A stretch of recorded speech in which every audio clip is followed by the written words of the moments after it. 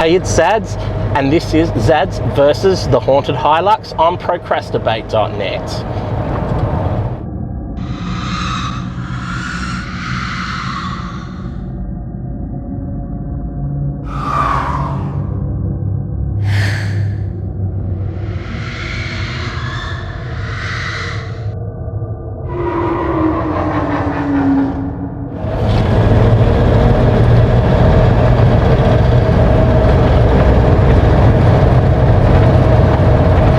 This is a 2006 model four-wheel drive Hilux, single cab. It has 5-speed manual gearbox, complete with four-wheel drive, 151,000 Ks on the clock, and is a oil-burning diesel.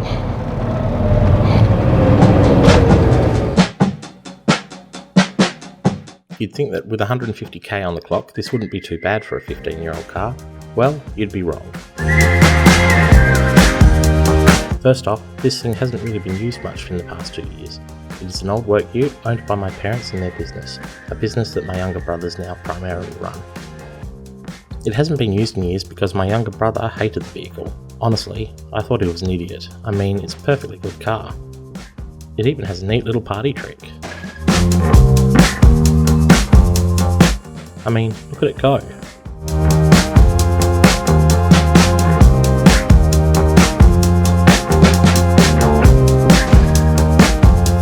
Don't get me wrong, it is a bit grubby on the inside. A few dents here and there.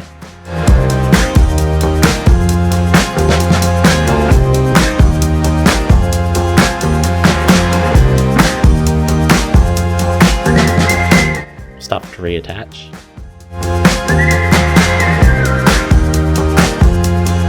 Maybe a new stereo. Who the fuck punches a perfectly good stereo? This car's been sitting around in my parents' workyard for a couple of years now, and for one reason or another it just sat there never getting used. So since I needed a car, I thought, hey, what the hell. The only problem I was told that it had was a dud centre bearing, which is pretty easy fix. So I thought, all right, I'll get that fixed, I'll get the car back up and running, and all will be good. Was I mistaken? So prior to deciding to make this video series, thinking there wasn't that much that needed to be done with the car, I started fixing a few things here and there. Firstly, the trifecta of issues with the headlights. The indicator stalk was stuffed, so the headlights simply wouldn't work, unless you count flashing the high beams as working. So after a few hours on the internet, I managed to locate a replacement. Then of course, since this car has been sitting around for so long, someone took the headlight fuses out because they probably needed them elsewhere.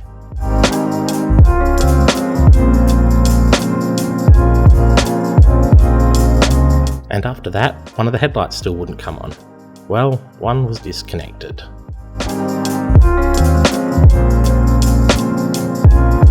So plugging that back in seems to have done the trick.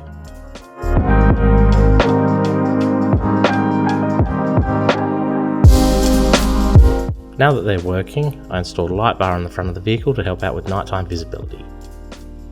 Yes, I know, they're wing nuts holding onto the license plate.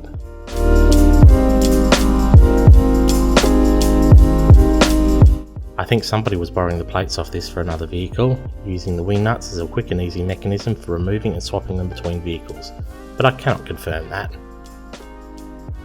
Anyway, I installed a light bar to throw some more light at night since I live in an area with these skippy fucking bastards, always jumping in front of the cars.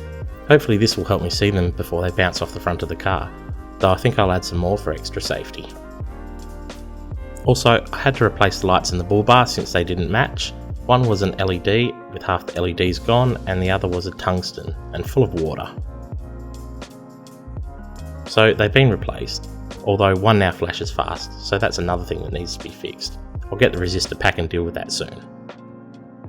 Oh, and of course, another indicator looks like it's out. Looks like this one has way too much blinker fluid in it. There's also a problem with the seatbelt light.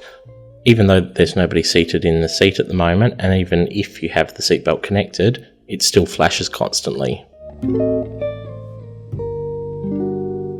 Then there's this chain that's attached to the mudguard, which seems innocent enough, but if you raise the tray, well...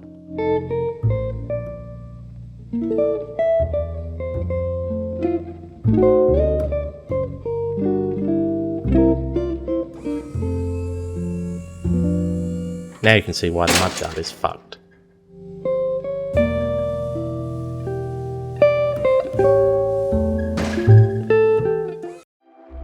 Sorry for the interruption, but if you're enjoying this video or any of my other videos, consider subscribing.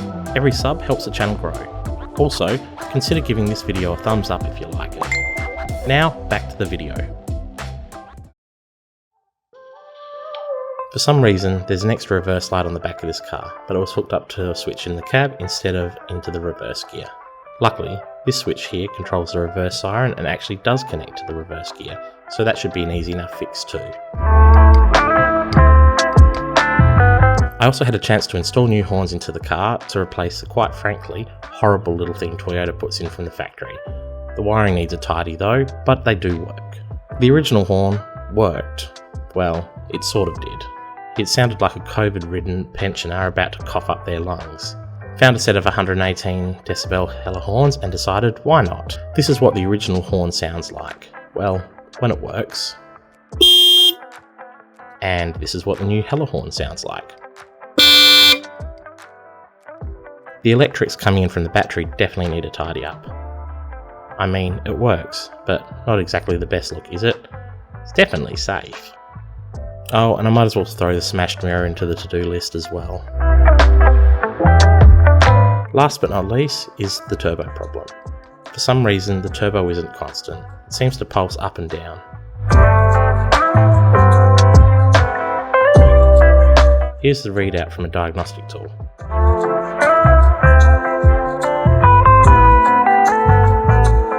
It seems fine when you get it above 2000 RPM, but between 1500 and 2000 it seems to go on and off and on and off.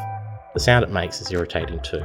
I'm not a mechanic, so I have no idea how I'm going to figure this one out, but let's see. The internet seems to have plenty of theories of what it could be, so we'll start there. I'm sure, like everything I touch, it will turn into a mission, so join me as I take on the Haunted Hilux. In episode 1, I'm going to replace the smashed stereo and add a bit more light to the front of this car. Let's see what else goes wrong. At least the tyres are good.